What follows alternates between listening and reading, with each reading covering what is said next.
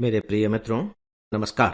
Friends, मैं आज आप सबसे एक बहुत ही इम्पोर्टेंट डिसीजन पर बात करने जा रहा हूं और यह है कि एमपी और एमएलए अब रिश्वतखोरी के मामले चलाए जाने पर बच नहीं सकेंगे। मुझे पूरा विश्वास है कि इसके बारे में आप पहले से ही पढ़ चुके होंगे और काफी कुछ जान भी चुके होंगे और आपको जानना भी चाहिए, क्योंकि ये बहुत इम्पोर्टेंट डिसीजन है सुप्रीम कोर्ट का।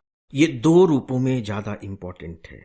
नंबर 1, हमारी लोकतांत्रिक व्यवस्था की दृष्टि से, यानी कि अगर हमें अपने लोकतंत्र के सच्ची आत्मा के अनुरूप अपने देश को सुशासन में लाना है तो सीधी सी बात है कि राजनीति में पवित्रता का होना बहुत जरूरी है, और खासकर यदि वो धन संबंधी अपवित्रता है तो उसे खत्म किया ही जाना चाहिए। और जो दूसरी बात है वो इन होल, यानी कि इन जनरल आप कह लीजिए, भ्रष्टाचार की समाप्ति के मामले में, यानी कि यह जो डिसीजन है सुप्रीम कोर्ट का, सिविल सर्विस के टॉपिक के लिहाज से दो जो टॉपिक हैं उनमें काम आने वाला डिसीजन है। एक करप्शन और दूसरा transparency and purity in politics, या यूं कह लीजिए कि इन डेमोक्रेसी।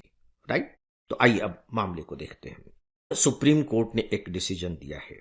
डिसीजन जो दिया है उसमें दो बहुत इंपॉर्टेंट पॉइंट है। नंबर 1, कि ये जो डिसीजन आया है ये 7 सदस्यीय संविधान पीठ का डिसीजन है, यानी कि जिन्होंने डिसीजन दिया है, जिस पीठ ने, उसमें 7 जस्टिस थे, यानी कि बहुत बड़ी बात है 7 जस्टिसों। और पहले यही मामला देखिए 3 सदस्य के बेंच के पास था, फिर वो 5 के पास ट्रांसफर किया गया, फिर 7 के पास ट्रांसफर किया गया। इसका मतलब है कि सुप्रीम कोर्ट के दिमाग में ये बात पहले से थी कि ये जो मामला है ये सामान्य मामला नहीं है, इस पर बहुत गंभीरता से विचार किया जाना चाहिए और बहुत गंभीरता से ज्यादा जजेस के द्वारा विचार किया जाना चाहिए और फिर इस पर फैसला आना चाहिए। तो जो बहुत इंपॉर्टेंट पॉइंट है वो ये भी है कि 7 सदस्यीय संविधान पीठ। और इससे भी बड़ी जो बात है वो ये है कि सभी ने सर्वसम्मति से डिसीजन दिया है। ये बहुत बड़ी बात है, यानी कि इस मामले को लेकर के किसी भी जज के दिमाग में किसी तरह के कोई द्वंद्व की स्थिति नहीं थी। उनको बिल्कुल चीजें शीशे की तरह साफ दिखाई दे रही थी कि नहीं ये तो ऐसा होना ही चाहिए। तो दोस्तों, जब सुप्रीम कोर्ट के सभी जजेस, और वो भी 7 जजेस, सर्वसम्मति से कोई एक फैसला सुनाते हैं तो उसमें फिर बहुत ज्यादा बातचीत करने की या उस पर शक करने की गुंजाइश खत्म हो जाती। शक तो हमें वैसे भी नहीं करना चाहिए सुप्रीम कोर्ट के डिसीजन पर। हाँ, उसके औचित्य पर और अनौचित्य पर, उसके प्रभाव पर, ये सब सामाजिक एक डिस्कशन हो सकते हैं। अब देखिए कि निर्णय क्या है। आप शायद इसकी प्रतीक्षा भी कर रहे होंगे। संविधान पीठ ने इसे ऐतिहासिक फैसला कहा गया है। संविधान पीठ ने नहीं कहा है, लोग कह रहे हैं, हम कह रहे हैं, प्रेस कह रहा है, जो विद्वान है वो कह रहे हैं। हिस्टोरिकल जजमेंट अपने आप में ये भी इंपॉर्टेंट है। देखिए, जब आप सिविल सर्विस एग्जाम की तैयारी करते हैं और ये फैसला करते हैं कि यह टॉपिक या यह जो करंट अफेयर्स का हिस्सा है हमारे लिए कितना इंपॉर्टेंट है, तब आपको ऐसे ही शब्दों को तो पकड़ना पड़ता है। अगर सुप्रीम कोर्ट के किसी डिसीजन को ऐतिहासिक फैसला कहा जा रहा है तो सीधी सी बात है कि वो आपके लिए बहुत इंपॉर्टेंट हो जाता है। ऐतिहासिक फैसला है। सुप्रीम कोर्ट ने क्या कहा है? यदि कोई सांसद या विधायक, सांसद या विधायक कहने का मतलब है लेजिस्लेटर, ठीक है, लेजिस्लेटर। संसद में सांसद होते हैं और राज्य की विधानसभाओं में एमएलए होते हैं, मेंबर ऑफ लेजिस्लेटिव असेंबली।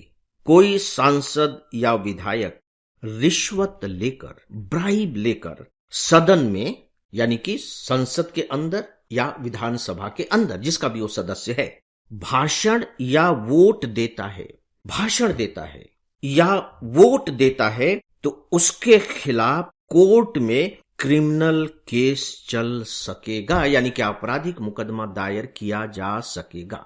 जब आप ये वाक्य सुन रहे हैं तो आपके दिमाग में एक प्रश्न जरूर आया होगा। हालांकि आप इससे पहले चूंकि इसके बारे में अखबारों में पढ़ चुके हैं तो शायद न भी आए, क्योंकि आपके दिमाग को उत्तर मालूम है। अदरवाइज हमारी जो पढ़ने की शैली होनी चाहिए वो इसी तरह से होनी चाहिए, जिसे हम बहुत सजगता के साथ पढ़ना कहते हैं, कि जब कोई इस तरह का वाक्य आए तो फिर हमारे दिमाग में प्रश्न उठना चाहिए। यहां प्रश्न क्या उठना चाहिए?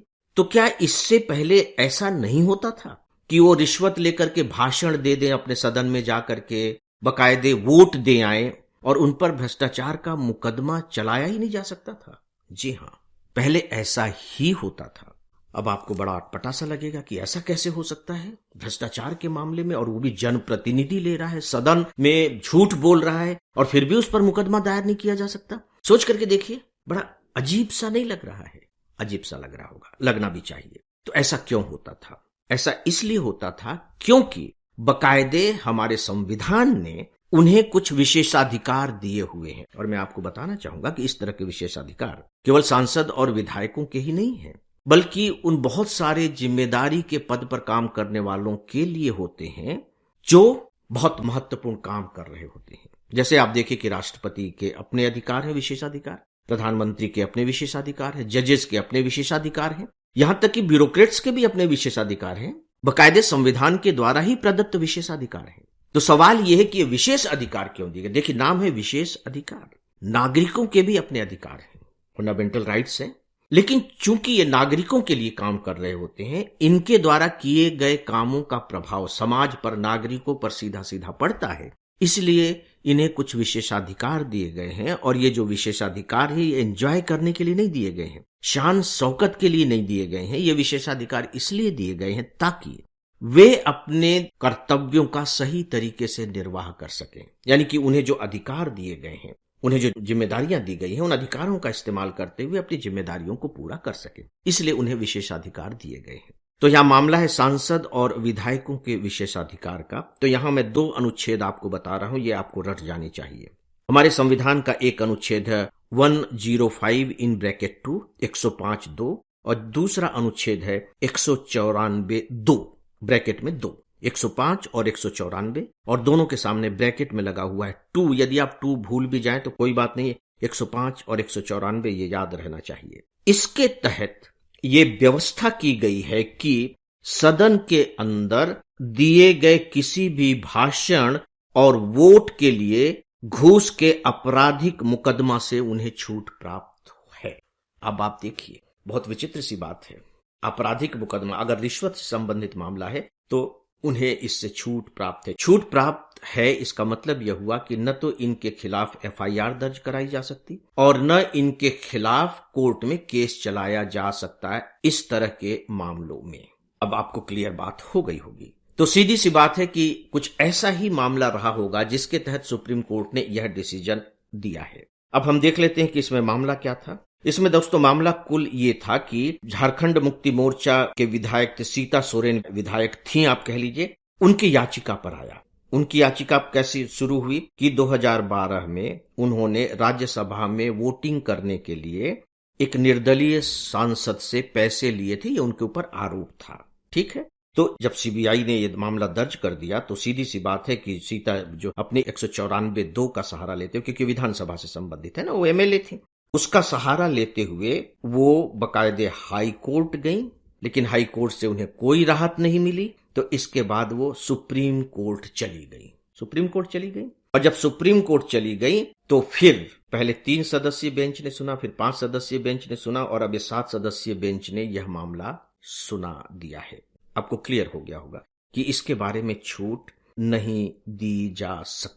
एक छोटी सी घटना मैं आपको यहां याद दिलाना चाहूंगा दोस्तों। घटना यह कि कुछ दिनों पहले एक सांसद का नाम सुना होगा, महुआ मोइत्रा, जो तृणमूल कांग्रेस की सांसद थी। उन पर यह आरोप लगा कि उन्होंने प्रश्न पूछने के बदले में पैसे लिए थे। इसकी बहुत चर्चा होती है, बिल्कुल नई बात है। तो इस पर फिर लोकसभा में विचार हुआ। लोकसभा में फिर अपनी कमेटी बनाई, एथिक्स कमेटी, और कमेटी ने अपनी रिपोर्ट दी, और उस रिपोर्ट पर विचार करते हुए उनकी संसद सदस्यता समाप्त कर दी गई। आपको ध्यान होगा, लेकिन उन पर कोर्ट में केस नहीं चला।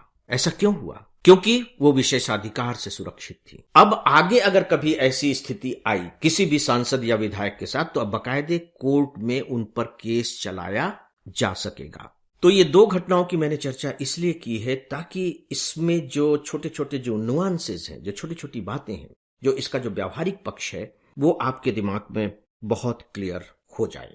तो दोस्तों, ये घटनाओं के बारे में मैंने आपको जानकारी दी है, राइट? क्योंकि यह मामला बहुत संवेदनशील है और बहुत ही महत्वपूर्ण है। जैसा कि मैंने कहा कि ऐतिहासिक फैसला है, तो डेफिनेटली इसके दूसरे पक्ष पर हम लोग आगे बातें करेंगे और अच्छे तरीके से बातें करेंगे, क्योंकि ये प्री में भी महत्वपूर्ण है, मेंस के लिए भी महत्वपूर्ण है, और यहां तक कि इंटरव्यू तक के लिए महत्वपूर्ण है। आंसर राइटिंग में तो है ही महत्वपूर्ण। तो फ्रेंड्स, इस विषय के बारे में बस इतना ही। इसी के साथ ही आज के इस डेली ऑडियो लेक्चर को अब यही समाप्त करता हूं। नमस्कार।